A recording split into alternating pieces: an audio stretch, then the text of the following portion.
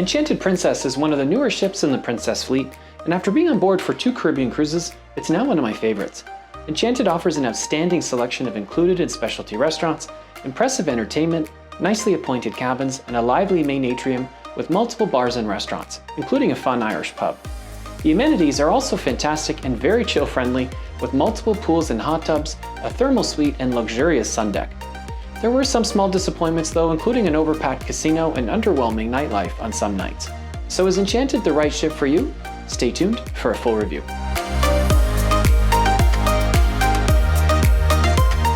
Hey cruisers, Andrew from Ottawa, Canada here. Welcome to the Chill Cruiser, where I review cruise ships from a chill perspective, sharing tips on how to save time, money, and grief on your cruise vacations. Today I'm going to review Enchanted Princess after 2 Caribbean cruises earlier this year in January and late February.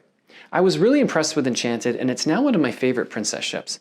After making several tweaks to its previous Royal Class ships, with Enchanted, Princess figured out the right balance of venues for relaxing, dining, socializing, and live music. It offers the elegant lounges you expect from every Princess ship, but with a few lively and fun venues added to the mix, including a fun Irish pub with great musicians. Venues like this are glaringly missing on Enchanted's predecessors, Majestic and Sky, where the piazza can feel like a retirement home for long stretches of time each evening. There were some disappointments though, including a crowded and smoky casino and disappointing nightlife on my second cruise. Before I dive into my review, let's look at the ship at a glance. Enchanted is just under 3 years old and has 19 decks with a capacity of 3,600 guests, assuming double capacity. The ship was either close to or at that capacity on my 2 cruises. It's the 5th ship in the Royal Class, and because Royal introduced a variety of tweaks, large and small, on every new ship, Enchanted looks and feels very familiar to its predecessor Sky, but there are some fairly big changes compared to the 3 initial Royal Class ships, Royal, Regal, and Majestic.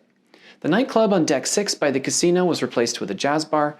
What was once the Sea Walk, a cantilevered walkway thrust 28 feet away from the ship, is now just a glass floor.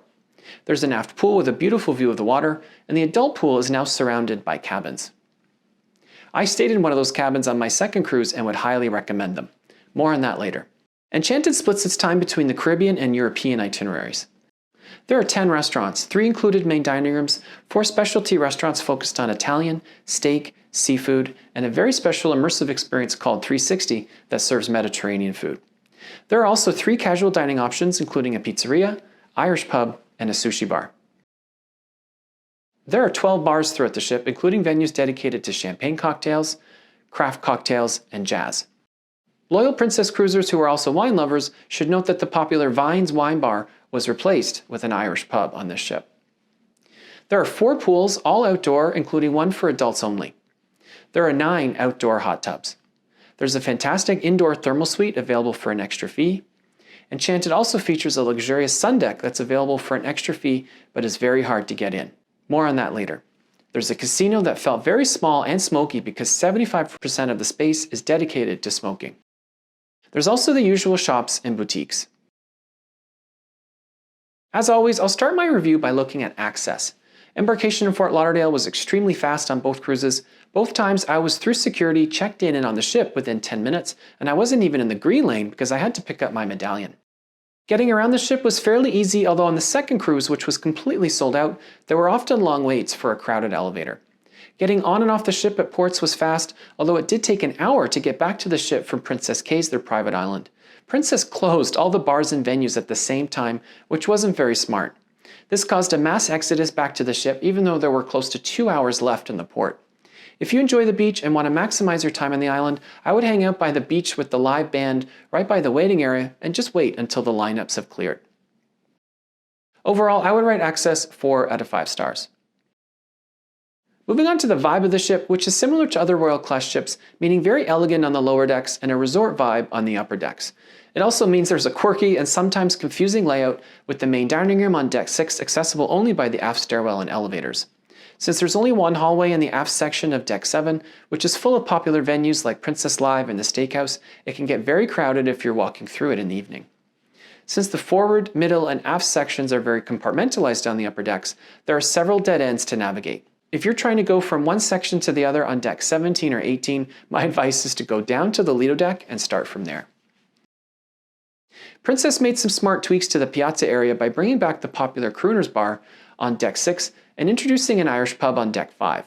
On previous Royal Class ships, the piazza could feel very sedate at night in between the sets of the main party band. Now there's live music pretty much non-stop starting at around 5 p.m.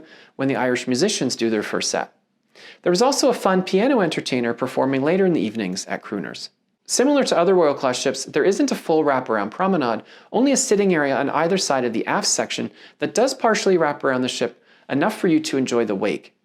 If you've ever wanted to know what it's like having an aft-facing balcony, one tip is to relocate the chairs to the aft corner and enjoy a drink. I did this with some new friends one afternoon and it was a great experience. From a demographics perspective, there was a wide range of ages on board for both cruises, including more families than I've ever seen on a Princess ship, but I would still say the majority of guests were 60 plus.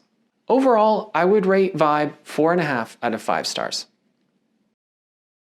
Since I sailed on 2 separate cruises with friends and I upgraded my cabin mid-cruise on one of the sailings, I was able to experience several cabin categories, including interior, standard, balcony, mini suite, and Vista suite. Hit subscribe and watch for future videos where I'll provide a full tour of each cabin type. They were all nicely appointed with very comfortable beds, although the interior cabin did feel a little small without a sitting area.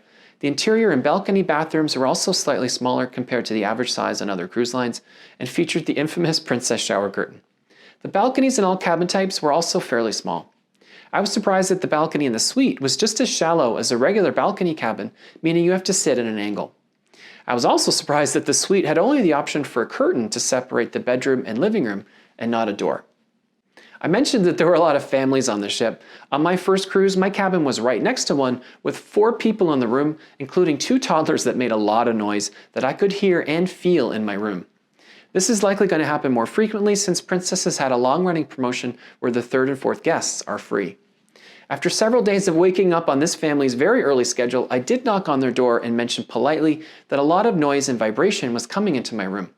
They said they were trying their best and shut the door in my face, which was very surprising and, in my opinion, very un-princess-like. When I went to guest relations to try and get moved, they said that they only had an interior cabin available. So my tip here is if you think you might want or need to relocate, start the conversation with guest relations earlier rather than later in the cruise before they start approving upgrades to no-show cabins.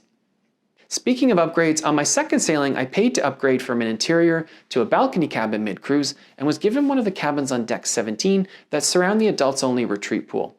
I would highly recommend these rooms since they're so close to all the action on the Lido deck, and the balconies were much bigger with higher ceilings than a regular balcony.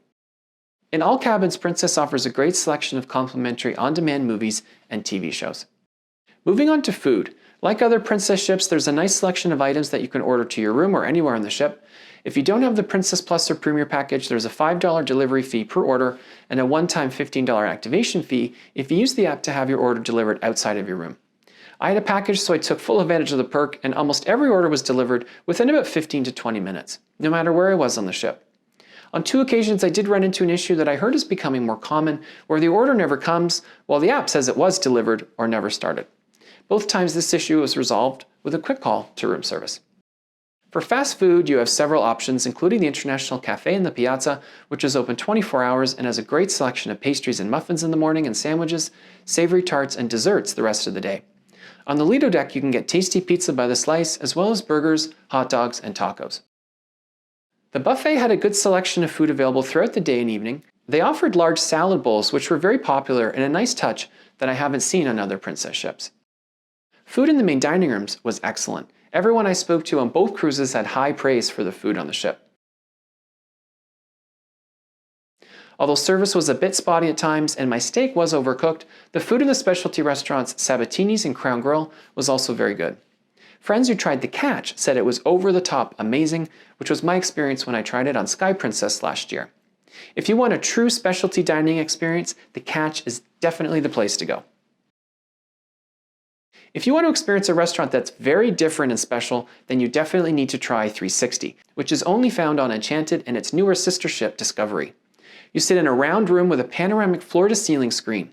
A host tells you the story behind every one of your Mediterranean courses with stunning video and projections on your plate to help bring the story to life.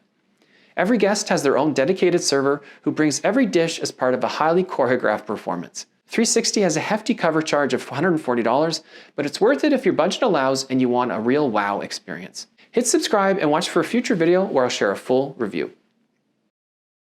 You can find the menus from all of the restaurants on my website. Overall, I would rate food 4.5 out of 5 stars. Enchanted offers a good selection of drinks throughout the ship, including a craft cocktail bar on the main level of the piazza, a champagne bar on deck 6, and a speakeasy-style jazz bar also on deck 6. I tried one of the craft cocktails at Good Spirits for the first time, and it was delicious. The wine selection is fairly limited, but what they do offer is good. Since the wine bar was replaced with the Irish pub, the only venues offering a larger selection of premium wines are the specialty restaurants. Bar service was generally good, although I would definitely avoid the Sea View bar on the Lido deck, where there were often long waits to get a drink, especially on Embarkation Day. My friend and I stood there waiting for close to a half hour and gave up after no one even acknowledged us. If you're looking for a quieter place to get a drink on the upper decks, I would definitely recommend the Retreat Pool Bar on deck 17. Kroner's was definitely my favorite bar because the bartenders were very friendly and fun, including Ozzy, who remembered me from the first cruise and always took great care of everyone with a smile, even when it was very busy. You can find the wine list and bar menus on my blog. I would rate drinks 4 out of 5 stars. The amenities on Enchanted are outstanding and very chill-friendly. Although it could be hard to find a spot close to the pool, there were more than enough loungers spread across the 2 resort decks, and the 2 large main pools were never too crowded. The wake view pool at the back of the ship is very shallow, but it's a nice place to go for a dip and enjoy the view, albeit through a foggy window that Princess really should get fixed. The window was like this for both my January and February sailings and wasn't an issue on the slightly older Sky Princess when I was on board last year. The adults-only retreat pool at the front of the ship on deck 17 is also great space, but it can be hard to find if you're trying to get there from the main Lido pool. You can get there from the forward elevator and stairs or by going through this nondescript door on deck 17, which would benefit from better signage. The sanctuary on deck 18 is a fantastic and luxurious sun deck experience that I highly recommend, but it's unfortunately very hard to get in. You can find a link in the description to my full tour and review. The upper deck also features a large sports court, a small mini putt course, and a nice sized gym, which you have to go through if you want to go between the middle of deck 16 to the aft section because of a dead end on the port side. Moving to the lower decks, Enchanted offers the Enclave Thermal Suite, which you can find on all Royal Class ships inside the spa on deck 5 forward, and is available for an extra fee. It offers a large hydrotherapy pool, multiple therapeutic rain showers, 2 steam rooms, and a sauna. It's one of my favorite venues on the ship, so it's definitely a must try. Hit subscribe and watch for a future video where I'll share a full tour. In addition to the main theater is Princess Live, where a lot of the trivia and game shows were held. There's also Vista Lounge, which hosted the Captain's Circle events and comedians and acted as the disco late at night, which was fun. I would rate amenities 5 out of 5 stars. Entertainment was also excellent. Enchanted features 3 full-scale production shows that you can only find on the 3 newest Royal Class ships. The first is Five Skies, which is a bit cheesy with dancers in tight spacesuits using scooters as emergency evacuation pods, but the impressive sets and projection effects do make it worth checking out. Spotlight Bar features a large cast of singers and dancers performing to random songs in a city bar. I don't really get the story they're trying to tell here, even after seeing it twice on different ships, but it's still fun to watch and worth checking out. The third show is called Rock Opera, which is one of the best and most moving shows I've seen at sea, with the production show cast performing to hits from the movie The Greatest Showman, as well as a mix of other pop rock and some opera songs, in English, Spanish, and even American Sign Language. The lead singer looked and sounded like a real rock star and had the entire audience on their feet in the end, so it's definitely a must-see. There were also great musicians performing throughout the ship, including the Irish duo The Emerald Echoes, a strings duo called Charm Duo, a really fun piano entertainer named Simon James, and the main party band, Opus. I would definitely rate entertainment 5 out of 5 stars. Moving on to activities. On my 2 cruises, they offered the usual strong lineup of trivia and game shows, an ongoing The Voice competition, Deal or No Deal, and even a parrot seminar in the Piazza in St. Thomas. Where things fell apart on one of the cruises was nightlife. On my first cruise, the activities team was fantastic and were very visible at multiple events and parties getting people involved, including a fun and high-energy outdoor 80s night and partying the piazza that ended with confetti falling from the ceiling. Unfortunately, it was a different story on the second cruise, where there was obviously different entertainment leadership because it had the most poorly executed deck parties I've ever seen in my 40 cruises so far. Several times they attracted hundreds of people to the piazza for fun-sounding theme nights dedicated to ABBA or the 80s, but nothing happened other than a DJ playing songs to an empty dance floor. Several nights, this is what the piazza looked like, with everyone standing around waiting for something to happen, but nothing really ever did. This is a recurring theme on Princess where nightlife, among other things, can be very inconsistent ship to ship, or in this case, on the same ship, but just a month apart. Luckily, the strong lineup of musicians performing throughout each evening ensured there was always something fun to do, especially Simon James, who always attracted large crowds to crooners later each night. You can find the daily program for every day of the cruise on my blog. Overall, I would rate activities 4 out of 5 stars. The technology on the ship is impressive, with the medallion making many daily activities seamless, and the app making it easy to do pretty much anything, including seeing where your traveling companions are located and ordering food and drinks to anywhere you want on the ship. The new Princess app can be hard to log into since it doesn't accept the princess.com login credentials for most people, so you have to log in by your booking number. The homepage is dynamic, so it proactively displays what's happening that day and around the time you're using it. But I found that the OceanNow food and drink ordering functionality has more bugs than the previous app. I'll rate technology 4 out of 5 stars.